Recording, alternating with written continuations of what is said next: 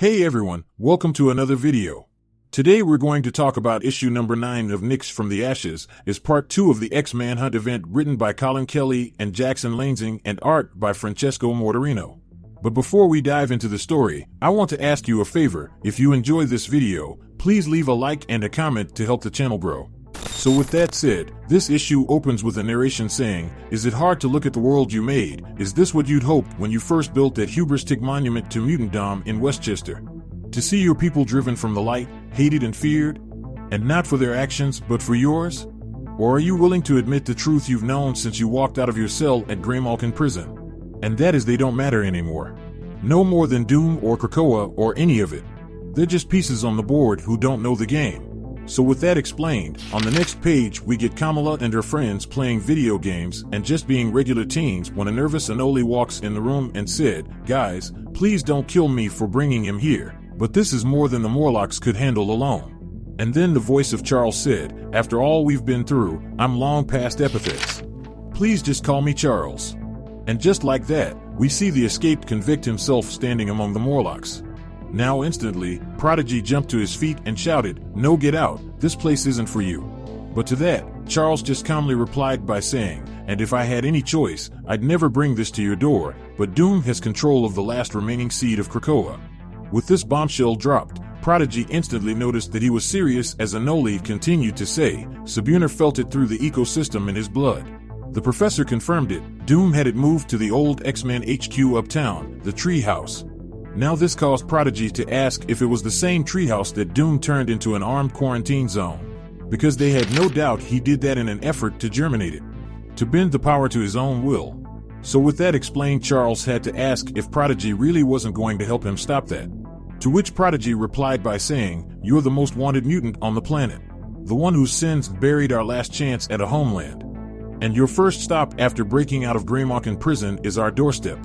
With that out there, Anoli interrupted Prodigy and said, "David, it's not about the professor if Doom takes advantage of the seed." Before he could finish his statement, it was now Prodigy's turn to interrupt and say, "He's Doom, he controls the planet. He's the Sorcerer Supreme, what could he possibly do that he can't do already? NYX is not a paramilitary force, we are not his child soldiers. And we will not risk the wrath of God so that we can clean up Charles's problems." And with venom in his voice, Prodigy told Charles to get out, and if he wanted the seed back, then he would have to get it himself. With that, cold eyes turned on the professor. We then get another narration saying, "Does it hurt to be seen so fully, to be read for exactly the kind of monster you are? Does the mask slip even for a moment?" With that said, we then fast forward to Charles overlooking the X-Men's former hideout, the treehouse, as Anoli states that he guesses it's just going to be them who has to pull it off. To that, Charles replied by saying, "I'd really hoped to muster more of a response." But that was when Anoli stated, "Yeah, maybe you should have gone to the X-Men, we're not really uniformed folks around here. Unless it's like a tight shirt, small-time mixologist kind of look." But Krakoa wasn't just an island, or a home. Krakoa was a friend. And friends don't let friends get controlled and used by Dr. Doom. So, just as they were about to set off, Charles stated, "A noble thought, my powers have been weak since Graymalkin. I'll be thankful for your escort and your discretion." Following that, we hear a third voice saying, "I want you to know Prodigy was right, NYX was not the place to come for help. We need you out of New York as quickly as possible for the safety of our families. So okay, you need the seed, let's get to gardening." Following that, we get yet another narration during their fight with Doom's soldiers saying, "And so, you once more lead your X-Men into the valiant fray. Do you remember the days when gifted youngsters would train for years just for this privilege? Do you think of those dead children with fondness or regret? Is there any distinction to you anymore? Do you even think to warn them about the danger they're in from what is inside that place, or from what is inside you?" Following that, we see Volta sitting with the seed telling Mr. Friend to stop wasting her time and get to his point. To which Mr. Friend stated, "Yes, of course, my sincerest apologies for wasting your valuable time, but I was told that I'd be meeting with the man upstairs." To this, Volta stated, "Then you are a fool, Mr. Friend. You called upon Doom to negotiate media rights for the discoveries soon to be found in this place? From that great relic?" Following that, Mr. Friend went on to say, "An incredible offer, and instead, I get his mutant flunky. Volta, is it? I had to look you up on the fan sites. You're kind of an unknown, and electricity powers are so last century. Though I could set you up with some on-screen work, you've got the cheekbones." With frustration in the air, Volta stated that this meeting is over. But that wasn't good enough for Mr. Friend, because he stated, in that case, one last thing. A personal item actually. You see, Majordomo was raised on Krakoa. In fact, one day while walking alone, he saw the strangest sight. An actual seed of Krakoa, burning with all of the island's raw power and potential. A seed that was taken by you. Now this pissed her off. Volta quickly asked, "What is this? What are you?" To which Mr. Friend said, "Just a multidimensional story entity who loves to close a plotline. You have no idea what that seed means to my fans." So with the threat made, Volta jumped to her feet and shouted, "You fool, Doom is the master of this nation. By striking against me, every police officer in New York will soon be against you. Hundreds of police, and they'll be here any second." But just as she said that, a spike drove itself through her chest, and out of the shadows came Mojo with a massive smile on his face. With Volta off the table, we then transitioned back over to Charles, Anoli, and Kamala and the narrator stating, "Do you feel it, as the lights go dark and the screams fill the distant air? Do you sense the trap even as it closes around you? Or are you so blind as to believe even the shadows would part at your command? Like the shadows don't already know your name, like they weren't prepared. Like they wouldn't make you admit the truth." So with that statement, Charles used his power to look ahead, just to see Mojo waiting in the shadows. The psychic attack was so strong that Charles was knocked on his back, and with fear in his voice, he turned to Anoli and said, "I'm sorry, but you must summon your training because this is as far as I could go." Now this right here was a shitty thing to do, for after seeing said danger on the horizon, Charles just simply turned around and walked away. And as he left, the narrator said, "And here it comes, the pivot to sacrifice, but not your sacrifices of course. After all, you were never here for the seed. You tell yourself you're sorry, that you'll make up for the betrayal one day. That you would have helped them complete your little sham mission, if only it didn't put your true goal under threat. That they can face down the horrors you know await them beyond that door. They'll rise above, they'll win the day, they're your X-Men. Oh Charles, you always were a terrible liar."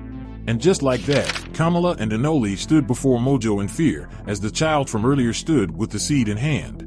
So with all hell breaking loose, Mojo laughed and said, "And here I thought I'd killed my quota of new mutants today." To this Kamala stated, "There's no way you're getting away with the seed." And then Anoli stepped up just to be caught from behind by Mojo's spikes, and after he fell to the ground, he ordered the young mutant boy to finish him off for him. Now following that, we jumped over to Charles surrounded by several Doombots. And after reading the mind of the commander, Charles used the deactivating code embedded in his mind and shut down all the bots. And once they were out, he then ordered the last bot to open the vault because he needed to retrieve something.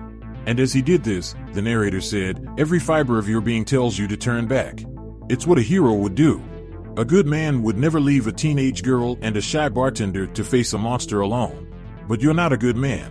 So as the two young mutants stood on the edge of death, Charles just thought about his overall goal and continued on his journey. So as Kamala cried out for Charles to save them, he just simply walked into the vault and went on with his mission. And while he did that, the narrator continued to say, "You're the old ways they need to learn to hate. The melted promise of yesterday's tomorrow. The exile. But they'll be fine, just more pawns you planned on sacrificing from the start. Also you could win this." With that said, Kamala started to melt, and once Mojo spotted this, he instantly stopped and said, "Cut, cut. This one can melt. That's the kind of power that really makes a murder time consuming, and you and I have such a tight schedule to keep." So before Mojo teleported away, he ordered the kid to hold onto the seed, but in a change of heart, the kid dropped the seed on purpose and disappeared with Mojo. With that dealt with, we then transition over to Charles removing his Cerebrother's helmet from the ground as the narration continued to say, "Mutants no longer concern the great Charles anymore. For Xandra's all that matters anymore. Do you try not to think on the deception as you disappear into the dark? Do you pat yourself on the back that those you abandoned survived without you? Of course you do, you're Professor X, and you can't help but feel pride, even when it's undeserved. Even when all that's left of your legacy is honor. You're a good man. A great one, even at least that's what you tell yourself." And on the following page, we see the narrator was actually Mojo the whole time. So with all that done, Mojo then turned to the child and told him to hand over the real seed, because apparently, the seed he had the boy drop was a fake seed designed to throw Kamala and Anoli off his trail.